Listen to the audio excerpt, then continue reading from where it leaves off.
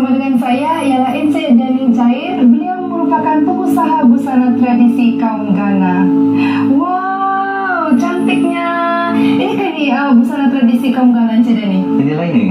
Wow, saya nak sabar mau tahu lagi banyak lagi pasal busana tradisi kaum Ghana ni. Bolehkah? Boleh ba? Simukan. Yang mendorong saya untuk mengusahakan busana dengan kitan Ghana ini karena beberapa tahun kebelakangan ini busana ini makin lama makin terkubur dan tidak dipandang lagi oleh masyarakat di kawasan ini. Seperti juga kaum-kaum lain, kaum Ghana juga sudah ada busana sejak ratusan tahun yang lampau. Tetapi di penghujung 1960-an, busana mereka mempunyai transformasi seperti hari ini. Betul ya, Encik Dani? Ya, betul. Macam yang busana yang saya pegang ni, Encik Dani, busana ni dipanggil apa?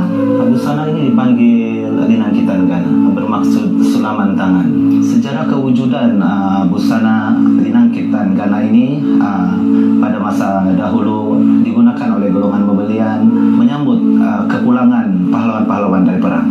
Di bahagian leher ini adalah corak membentuki Gunung Ganang. Pada ketika dahulu suku Ghana ini menetap di kawasan tanah tinggi dan kemudian pada hari ini telah berpindah ke tanah rata untuk mencari kehidupan yang lebih baik. Ini sebenarnya adalah bunga butang atau di sini dikenali dengan bunga lelusung. Bunga lelusung ini digunakan oleh para bebelian untuk upacara ritual. Yang ini sebenarnya adalah corak yang diambil daripada biji timun. Jadi kalau kita tengok di sini dia mempunyai banyak warna-warni melambangkan kehidupan masyarakat Ghana. Sebenarnya baju ini hanya menggunakan 5 jenis warna, yaitu merah, biru, kuning, hijau, dan putih. Setiap warna mempunyai maksudnya yang tersendiri, seperti merah itu keberanian, putih kesucian, hijau itu tumbuhan, kuning itu melambangkan hasil tanaman padi bagi masyarakat Ghana.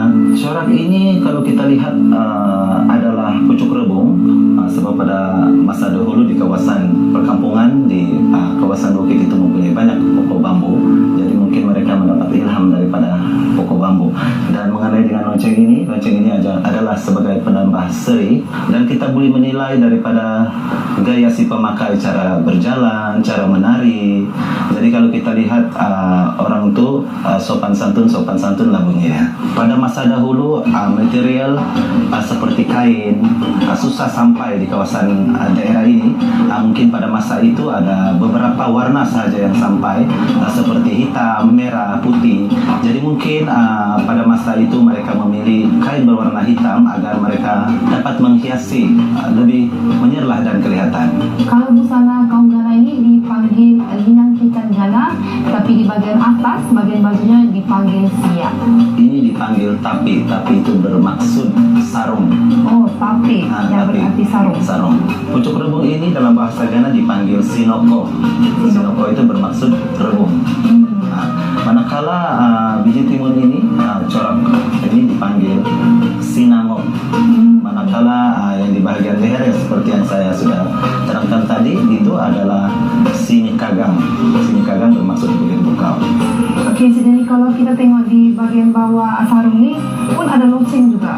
Biasanya lonceng ini hanya ada pada pakaian wanita saja, dan apabila kita lihat dia menari tarian suku kaum kami yaitu Sumayang Menggunatir, jadi kita dapat melihat bagaimana cara dia membawa untuk menari.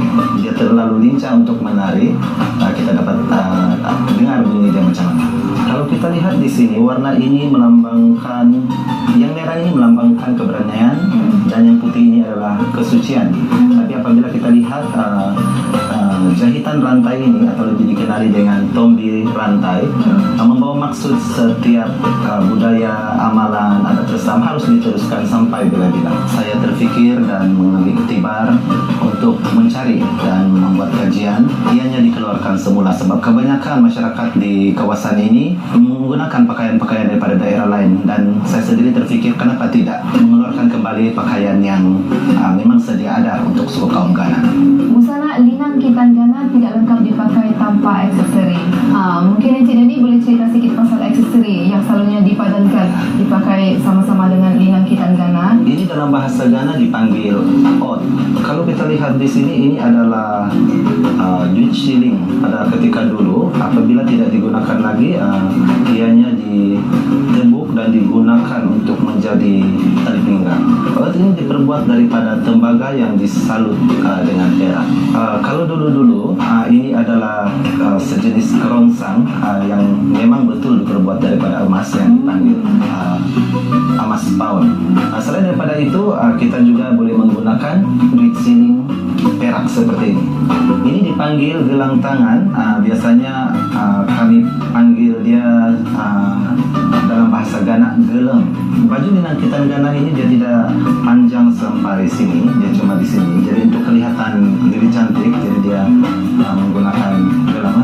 Ini adalah gelang kaki, juga diperbuat daripada perak, loceng, cuma diperbuat daripada jute shilling.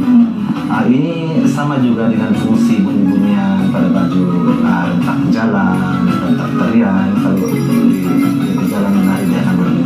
Yang di bagian kepala ini biasanya dipanggil lilit sanggul. Lilit sanggul dengan menggunakan kain berwarna merah. Dulu-dulu merah ini adalah biasanya untuk menolak bala dan anasir-anasir yang tidak baik.